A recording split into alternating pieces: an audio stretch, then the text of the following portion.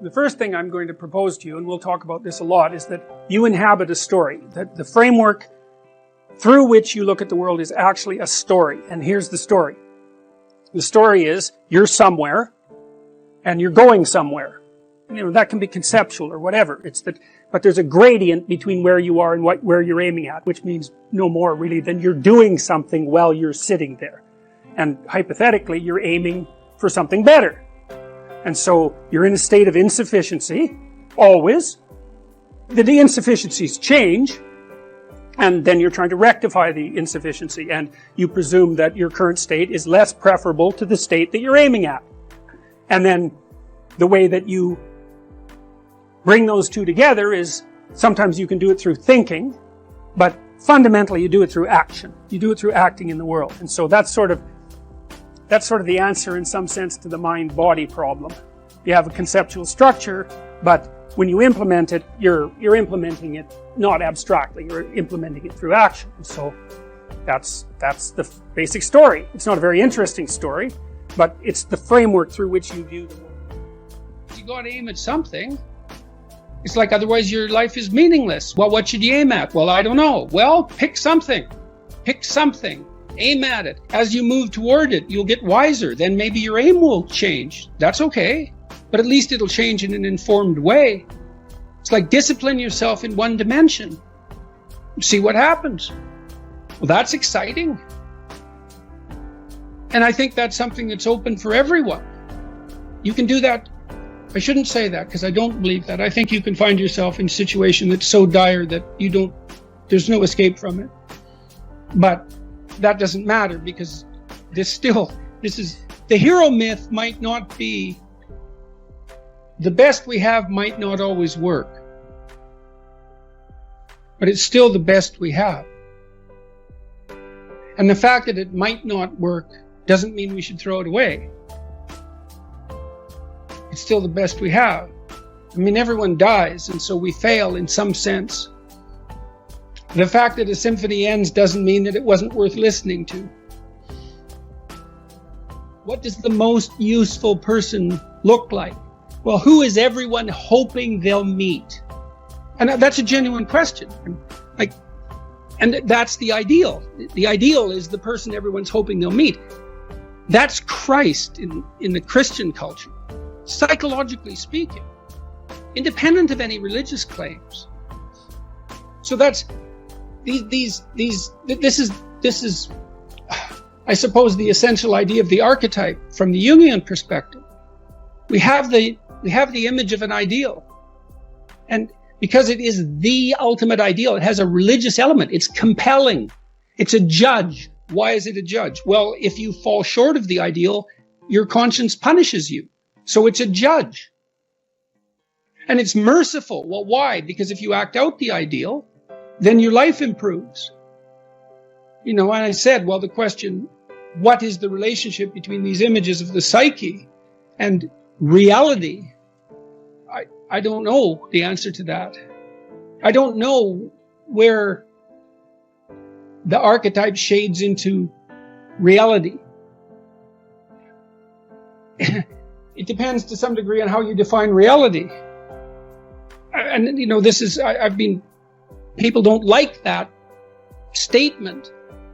But when you're asking questions that are deep enough, you start to have to ask, what do you mean by true, for example? What do you mean by real? Because the questions you ask get so deep that they're of the same kind as the question, what is real or what is true? You know, think of it this way. Reality is what we adapt to, by definition.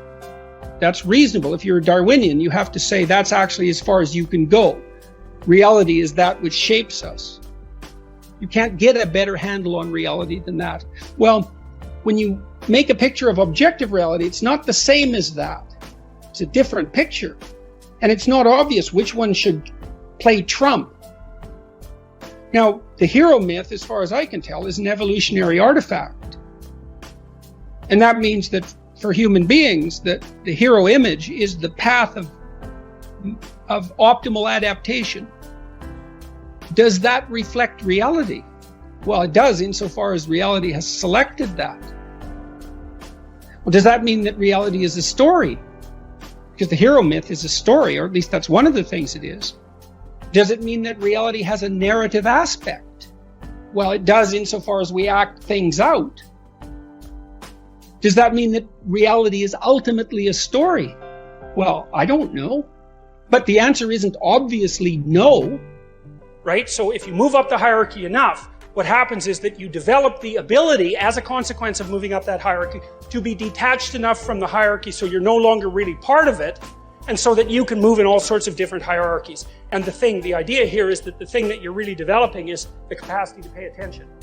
And I would say, from a mythological perspective, the one thing that seems to compete with the idea of the spoken word as the source of the extraction of habitable order from chaos is the I, is the capacity to pay attention. So Marduk, for example, the Mesopotamian creator god, who emerged in the hierarchy of Mesopotamian gods and came out at the top, right? He was the victor of the gods. He had eyes all the way around his head, and he could speak magic words. And I really like that. I really like that idea. And the Egyptians developed that idea too, because their god Horus was the eye. Everyone knows the eye of Horus. That image is so compelling that we still know about. Everybody has seen the eye of Horus with a really open pupil. And what the Egyptians learned was that the open eye was what revivified the dead society. It's so smart. So what do you do if your life isn't in order? Bloody well pay attention. And that isn't the same as thinking. It's a different process. Paying attention, thinking is like the imposition of structure in some sense. I know I'm oversimplifying, but paying attention is something like watching for what you don't know. And so, like, one of the things I often recommend to my clinical clients if they're having trouble with a family member is, number one, shut up. Don't tell them anything about yourself. And I don't mean in a rude way, it's just like, no more personal information. Number two, watch them like a hawk and listen. And if you do that long enough, they will tell you exactly what they're up to. And they will also tell you who they think you are. And then you'll be shocked because they think you're something, generally speaking, that's not like what you are at all. And when they tell you, it's like a revelation to both of you.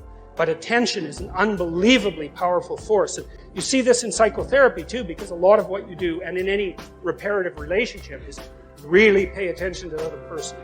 Pay attention and listen.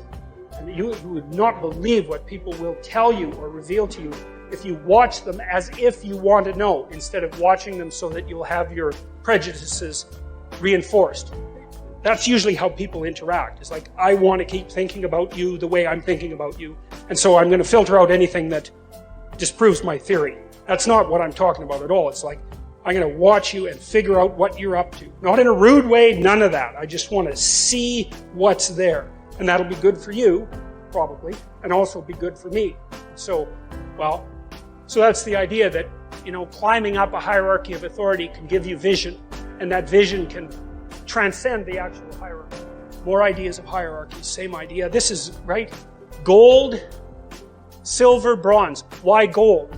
Gold is the sun. Gold is pure, right? So the idea is that the thing that's at the top of the hierarchy is incorruptible, because gold doesn't mix with anything else. Right? It's this sort of metal that doesn't ever become corrupted. It's a noble metal. It doesn't become corrupted. And so it shines like the sun, and it's associated with what's ever at the top of the hierarchy. And the gold medal is a disc, like the sun, and it's awarded to those people who've occupied the top position and who are manifestations of the ideal. And here's I'll tell you a quick story. So imagine that you're watching an Olympic contest. I found this happens to me very often with gymnastics, because the gymnasts are so absolutely unbelievable, So you watch a gymnastic performance, and the person's out there bouncing around like,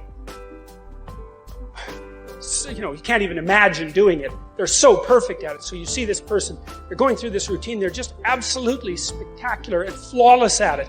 At the end, they stop and everybody claps, and they're all excited to see what a human being can do, and that's why we're in the audience watching, because we want to see what a human being can do.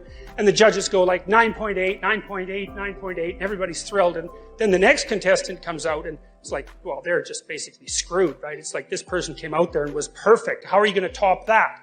That's an interesting question, because this is a representation of what you do to top perfection itself.